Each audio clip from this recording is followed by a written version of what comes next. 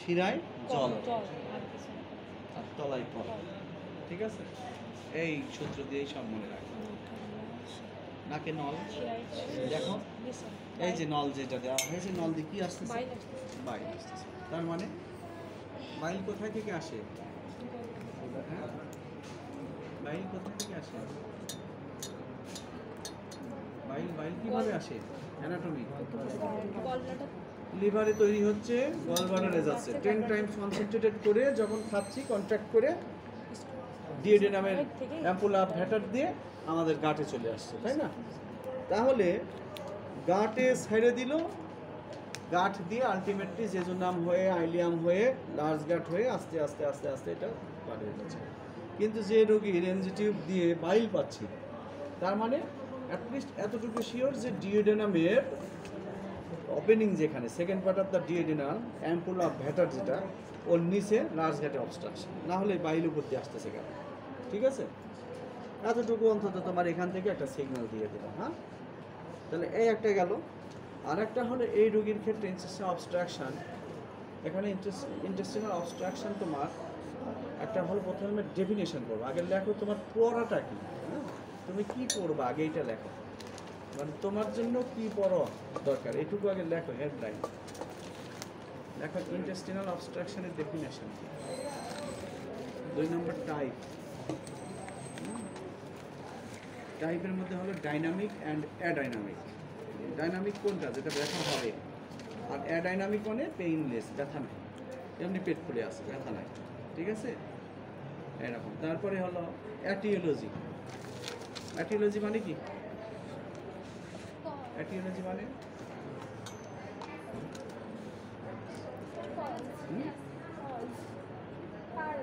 কারণ। অ্যাটিওলজি মানে কারণ। কি কি কারণে হইতে পারে?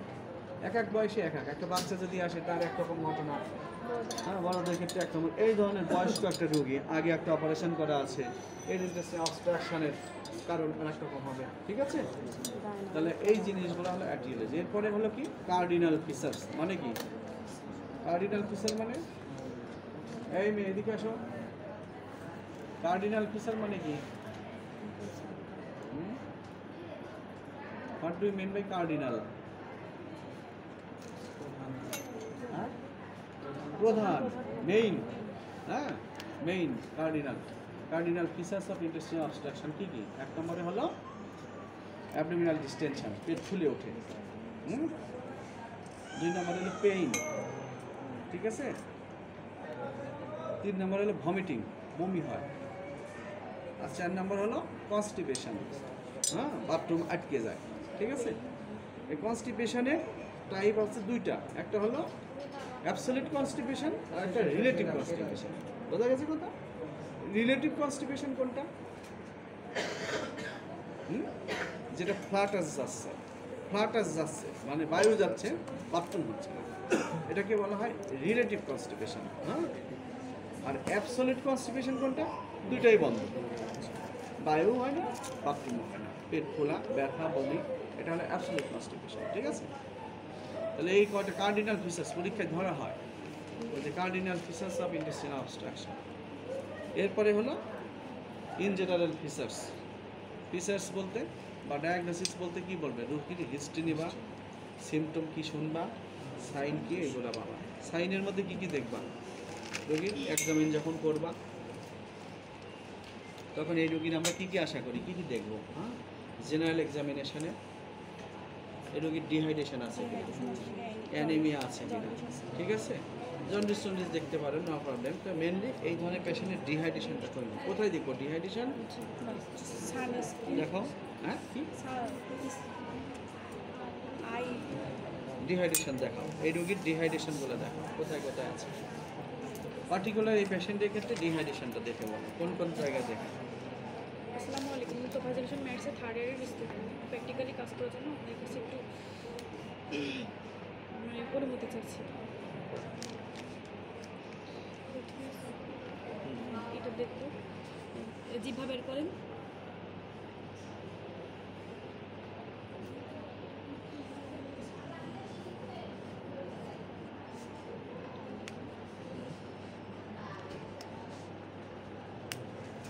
তারপর আর স্যার যেহেতু কথাটা দিয়ে রয়েছে ইউরিন রিটেনশন দেখবো,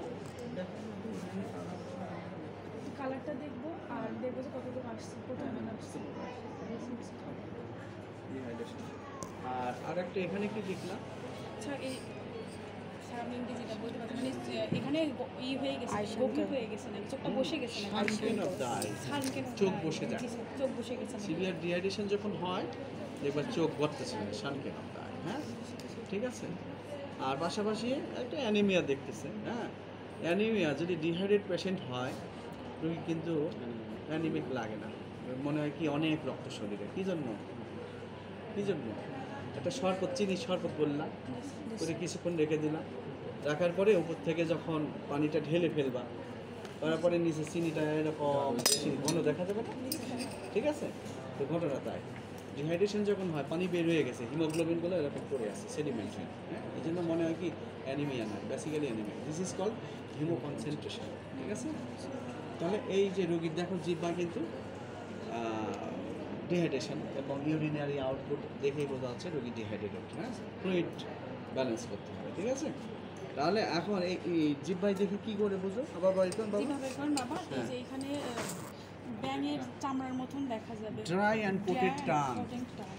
coated, dry and coated tongue, শুকনো এবং শীতকালে ব্যাঙের চামড়া দেখো নাই যেরকম, ঠিক এরকম হয়ে থাকে, হ্যাঁ ঠিক আছে। তাহলে পেশেন্টের ডিহাইড্রেশন আছে। জেনারেল এক্সামিনেশন এইগুলো আমার দেখা। আর others vital parameter pulse, BP এইগুলো দেখলাম, ডিহাইড্রেশনটা এটা দিয়ে আসবে, বিপি কমতে পারে, হ্যাঁ এই জিনিসগুলো, ঠিক আছে। এরপরে আমরা কী করবো? অ্যাবডোমেন এক্সামিন করবো। অ্যাবডোমেনে কী কী পাবো? পাচ্ছ কি? অ্যাবডোমেন এক্সামিন করো, অ্যাবডোমেন এক্সামিন করো। আচ্ছা নিয়মটা আমরা কিন্তু রং সাইডে আছি, হ্যাঁ রাইট সাইডে রাইট সাইড। কী কী জিনিস মাথায় রেখে আগাইতে হয় একটা রোগী এক্সামিন করতে গেলে? যদি মেয়ে ডাক্তার হয়ে থাকে, একজন যদি রুগীকে দেখি তাহলে এখানে একজন পুরুষ আর একজন ডাক্তার, আর রাইট সাইডে তারা অবশ্যই চারটা পিন, চারটা পিন। একটা হলো পজিশন, রুগীরও পজিশন, তোমারও পজিশন। রুগী এভাবে আছে আমার, বা ও এক্সামিন করতেছে আমরা রুগীর রাইট সাইড থেকে, জায়গা কম, ইয়ে কম, তারপরেও হ্যাঁ তোমাকে পজিশন মেনটেন করতে হবে। এখান থেকে হবে না, উল্টো হচ্ছে সব। উল্টো হলে সিধা, তাই উল্টো পাল্টা হয়ে যায়। আর উল্টোভাবে দিলে তো আরও, আমরা দেখতে দেখতে একটা ধারণা আসছে, তাই হাত দিয়ে এই যে লাম্প এখানে হাত দিয়ে আমি বুঝতে পারতেছি এইসব জায়গায় নাই, হ্যাঁ ঠিক আছে। এই আমার ঠিক হাতের নিচে একটা লাম্পের মতো লাগে, হ্যাঁ। তো একটা হলো position of the patient and position of the examiner, ঠিক আছে। তোমার পজিশন এবং রোগীর পজিশন। 2 নম্বরে হলো পারমিশন, রোগীর পারমিশন দিতে হবে, নিজের পরিচয় দিয়ে। তাহলে ফট করে এসে একজন দাঁড়ায়, এই কী অবস্থা দেখি একটু, হ্যাঁ এই হবে হবে, ও বুঝতে হবে যে আমাকে কে দেখতেছে, কেন দেখছে, কী কারণে, হ্যাঁ আমার কিছু না হার্নিয়া আছে, অন্ডকোষ, এই ওই সব দেখতে, প্রাইভেট পার্সন আসলে ধাম করে বললো ছেড়ে দিল, হ্যাঁ এটা সহজ না, উচিত তাই, হ্যাঁ উচিত না, ঠিক আছে। তাহলে পারমিশন গেল, এই পজিশন গেল, পারমিশন গেল। এরপরে প্রপার এক্সপোজড, হ্যাঁ ঢাকা আছে। অ্যাবডোমেন দেখতে গেলে কীভাবে এক্সপোজ করতে হয়? টিপিক্যাল, থিওরিটিক্যাল কতটুকু, হ্যাঁ অ্যাবডোমেন এক্সামিন করতে গেলে কতটুকু এক্সপোজ করতে হয়? তারপর ওটা কি বলা হয়? Mid chest to mid chest to, এটা mid chest to mid thigh, হ্যাঁ থাইয়ের মিড, চেস্টের মিড, তার মানে জেনিটালি এইগুলো সব উন্মুক্ত, এই তো। প্রপার এক্সামিন করতে গেলে এইটাই করতে হয়। এক্সামিন করার নিয়মই হলো তাই, জেনিটাল এই পর্যন্ত ওপেন, হ্যাঁ কারণ জেনিটালিয়ার প্রবলেম দিয়ে অ্যাবডোমেনের পেইন হয়, ঠিক আছে। আমরা জাস্ট প্রাইভেসি বা এইগুলো সিচুয়েশনের জন্য আমরা এই সাইডটাকে গোটা, কিন্তু নিয়ম হলো গোটা ওপেন করে ফেলা, ঠিক আছে। বিদেশে ওরা খুব অ্যালার্ট, সচেতন, হ্যাঁ যার কারণে আমার এক ফ্রেন্ড গল্প বললো, সে ডেনমার্কে গিয়া একটা রোগীর, মহিলা রোগী, হিস্ট্রি সব শুনে টুনে এক্সামিন করে পরীক্ষা লিখে দিচ্ছে। মহিলা যা সময় ডাক্তারকে উঠে গিয়ে, আপনি আমাকে দেখলেন না, ঠিক আছে। বলছে না এটাই হবে, নো আপনি আমাকে দেখেন, দেখে তারপরে আমার চিকিৎসা করেন। হ্যাঁ, প্রাইভেট পার্টস জেনিটালিয়া গোটা তাদের একেবারে সে নিজে ইয়ে করে দিয়ে দেখাইয়া তারপরে চিকিৎসা করে। কারণ কি তারা সচেতন, তারা জানে যে আসলে আমাকে এইভাবে দেখা উচিত। হ্যাঁ? তুমি বাংলাদেশের অংশ মারতেছো, ইয়ে করতেছো না সব ঠিক আছে। তাহলে এক্সামিনেশনে হলো, এক্সামিনে কি ইন্সপেকশন,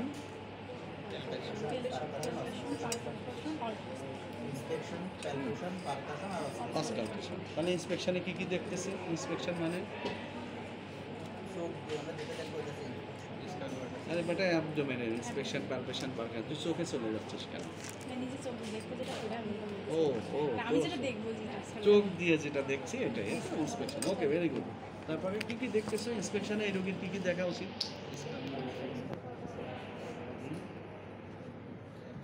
কি কি দেখছি পার্টিকুলারলি কি কি? মাথায় যদি না থাকে প্রথমে কি খেয়াল করতেছি আমি যে অ্যাবডোমেনে ওভারঅল স্কিনের কন্ডিশন কি আছে, একটা স্কার মার্ক আছে, এই স্কার মার্ক, তার মানে ইট ইন্ডিকেটস প্রিভিয়াস অপারেশন। ঠিক আছে। এরপরে হলো কি হেয়ার ডিস্ট্রিবিউশন আছে। অ্যাবডোমেন কি ডিস্টেন্ডেড, অ্যাবডোমেন খোলা কি না? নর্মাল অ্যাবডোমেনের শেপ কেমন? নর্মাল অ্যাবডোমেনের শেপ স্ক্যাফয়েড, মানে কি নৌকা আছে না, নৌকার পেট, নর্মাল অ্যাবডোমেন হলো এরকম, কিন্তু সেটা কি এরকম আছে? কিরকম? এখানে খোলা না, ডিস্টেন্ডেড। তাহলে দিস ইজ ডিস্টেন্ডেড। ঠিক আছে, এইটা নিয়ে। এবং আম্বিলিকাসের পজিশন, আম্বিলিকাস যেটা এইরকম ফুলে উঠছে পেন্ডুলাস অ্যাবডোমেন, ওর আম্বিলিকাস এখানে থাকবে, এনে চলে যাবে। ঠিক আছে, তাহলে আম্বিলিকাসের পজিশন। ঠিক আছে। তারপরে হলো কি মুভমেন্ট। নর্মাল মুভমেন্ট কি? ডিসচার্জ যখন নিয়ে শুয়ে থেকে কি মুভমেন্ট? অ্যাবডোমিনো থোরাসিক নাকি থোরাকো অ্যাবডোমিনো? কোনটা কোনটা? নিঃশ্বাস নিয়ে দেখো কোনটা আগে ফুলতেছে তারপরে বুক ফুলতেছে। অ্যাবডোমিনো থোরাসিক। পেটটাকে ওইদিকে ফুলে এই ডায়াফ্রাম নিচে গিয়ে জায়গা করে দিচ্ছে, তারপরে বাতাস নিচ্ছে, হ্যাঁ ইন্সপিরেশন হচ্ছে, ওই জন্য বলা হয় অ্যাবডোমিনো থোরাসিক। ঠিক আছে। তারপর রেসপিরেশন যেটা নিচ্ছে শ্বাস, সেটা কি ধরনের? হ্যাঁ, নর্মাল রেসপিরেশন নাকি অ্যাবনর্মাল, শ্যালো অ্যান্ড ডেপথ নাকি ট্যাকিপনিয়া হচ্ছে? হ্যাঁ, এই জিনিসটাকে নর্মাল রেসপিরেশন আছে। ঠিক আছে। তাহলে এতগুলো জিনিস তোমার খেয়াল করতে হবে, ইন্সপেকশনে আমরা খেয়াল করতেছি। হ্যাঁ, এরপরে পালপেশন, সুপারফিশিয়াল অ্যান্ড ডিপ। সুপারফিশিয়ালের মধ্যে টেম্পারেচার, টেন্ডারনেস, হ্যাঁ এই, আর ডিপের মধ্যে অর্গানগুলো। তারপর পারকাশন, পাসকালটেশন। হ্যাঁ, ঠিক আছে। তাহলে এতগুলো প্রক্রিয়া করে ওভারঅল একটা সিদ্ধান্ত আসবে যে এই রোগীটা কোন কন্ডিশনে আছে। হ্যাঁ, বোঝা গেছে? তো এখন এটাকে ইন্টেস্টাইন অবস্ট্রাকশন পাচ্ছি, ক্লিনিক্যাল ডায়াগনোসিস। তাহলে কী কারণে এরকম হতে পারে এই রোগীটার এই বয়সে? আগে একটা অপারেশন আছে, ব্যান্ডেডেশন হতে পারে। 2 নম্বর হলো সিকাম বা লাঞ্চ গাটে কোনো গ্রোথ হতে পারে, ক্যান্সারের জীবাণু। ঠিক আছে। 3 নম্বরে হলো হার্ড ফিকাল ম্যাটার, গরম আবহাওয়া, বাথরুম হয়নি, ফিকাল ম্যাটার আটকে আছে দেখতে হবে। ঠিক আছে, এটা দিয়ে হতে পারে। তারপরে যদি হার্নিয়ার কোনো হিস্ট্রি থাকে, সেটা স্ট্র্যাঙ্গুলেটেড হোক, অবস্ট্রাক্টেড হোক, এসে আটকে গেছে, যার কারণে আমাদের গোটা দেখতে হয় যে হার্নিয়া তো আমি এখানে ঢাকা আছে, আমি তো দেখতে পাচ্ছি না। রোগী কি হিস্ট্রি নেই, হার্নিয়ার কোনো হিস্ট্রি একটু বুঝবে। হার্নিয়ার এদিকে কোনো খোলা টোলা ছিল না, ঠিক আছে। আবার দেখবেন কাপড়ের নিচে হার্নিয়া কেন অবস্ট্রাক্টেড হয়ে আছে, তুমি টের পাও না, এই জন্য টিপিক্যালি খুলতে হয়। হ্যাঁ, ঠিক আছে। তাহলে এতগুলা কারণে এই রোগীর এই পেট খোলা এরকম হতে পারে। ঠিক আছে। তাহলে ওভারঅল সব কিছু মিলাইয়া আমি একটা ধারণা নিলাম, সিদ্ধান্ত নিলাম যে এই কারণে এইটা হচ্ছে। হ্যাঁ, এখন কি এই রোগীটা চিকিৎসায় যেতে হবে। চিকিৎসার মধ্যে কি প্রথমে রোগীকে রিসাসিটেট করে ফেলতে হবে। হ্যাঁ, কনজারভেটিভ চিকিৎসা কী কী? ওই যে নাকে নল, এই দিয়ে রোগী সেটেল করা হবে। হ্যাঁ, খোলা কমুক, ব্যথা কমুক, স্বাভাবিক হোক হয়ে এরপরে তুমি কী কারণে এটা হচ্ছে এটা ইনভেস্টিগেট করো। হ্যাঁ, এই যে আমি এক্সামিন করলাম, করে আমার এখানে মনে হচ্ছে কি একটা লাম্পের মতো মনে হচ্ছে, যার কারণে এই রোগীটাকে আমি আলট্রাসোনোগ্রাম, এক্স রে, এইগুলো প্রাথমিক অবস্থায় একটা বেসলাইন ইনভেস্টিগেশন। ঠিক আছে। এরপরে সাসপেক্ট যেহেতু সন্দেহ হচ্ছে যে আমার এই গ্রোথ থাকতে পারে, সরাসরি আমি এত হই হুল্লোড় না করে খুচরা এসব ইয়েতে না গিয়ে সরাসরি বললাম সিটি স্ক্যান করে আসি। সিটি স্ক্যান দিয়ে কী পাবো? সিকামের ওয়াল থেকে হোক, সিকামের বাইর থেকে হোক, ভিতর থেকে হোক, চলে যদি গ্রোথ থাকে, এই গ্রোথ দিয়ে যদি অবস্ট্রাকশন আসে আমি এটা আবার ধারণা করে দেবো। আদার্স অন্যান্য পার্টস যেগুলো আছে সব কিছু একটা ধারণা চলে আসবে, ঠিক আছে? যার কারণে এই পেশেন্টটাকে আমি সিটি স্ক্যানে গেলাম। এরপরে যদি ম্যালিগনেন্সি সাসপেক্ট হয়, সিইএ কার্সিনো এমব্রায়োনিক অ্যান্টিজেন, কিন্তু এটা এইসব জায়গায় হয় না বিধে আমি দিচ্ছি না। আগে সিটি স্ক্যান দেখে আমার ওই গ্রুপটা সম্বন্ধে একটা ধারণা নিতে হবে, নেওয়ার পরে সিদ্ধান্ত নিতে হবে। কারণ কনজারভেটিভ ট্রিটমেন্ট যদি 72 ঘন্টা দিয়ে ইমপ্রুভমেন্ট না হয়, then you will go for surgery, laparotomy. হ্যাঁ, ল্যাপারোটমি তো করা ব্যাপার না, আমি পেটটা কেটে ফেললে তো ভিতরে সবই আমি খুঁজে দেখতে পাচ্ছি। হ্যাঁ, কিন্তু তার আগে একটা প্রাইমারি ধারণা নিয়ে আগাইতে হবে তো, যে এখানে ইয়েটা আছে কিনা। হ্যাঁ, সিটি স্ক্যান করলে আমরা সবচেয়ে বেটার কনক্লুসিভ সিদ্ধান্ত পাবো। না হলে কী করবো, কোলোনোস্কোপি করতে হবে, মলদারের ভিতর দিয়ে মেশিন ঢুকায় গোটা নারীর মধ্যে আছে কিনা টিভির পর্দায় দেখতে হবে, কোলোনোস্কোপি। হ্যাঁ, তো সেটা পরে আমি আগে সিটি স্ক্যানে গেলাম, সিটি স্ক্যান হলে আমার এতগুলো কাজে আর যাওয়া লাগবে না। হ্যাঁ, ঠিক আছে, এটাকে দ্রুত অ্যাডভাইস করো। সিটি স্ক্যান করে এসে হোয়াটসঅ্যাপে আমার রিপোর্টটা হোয়াটসঅ্যাপে দিয়ে দাও। হ্যাঁ, এবং এটা দ্রুত সিদ্ধান্ত নিতে হবে।